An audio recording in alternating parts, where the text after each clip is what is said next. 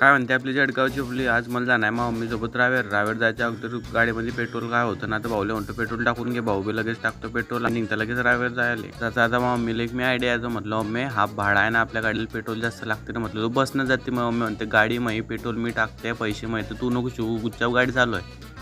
गजब बेइज्जती है.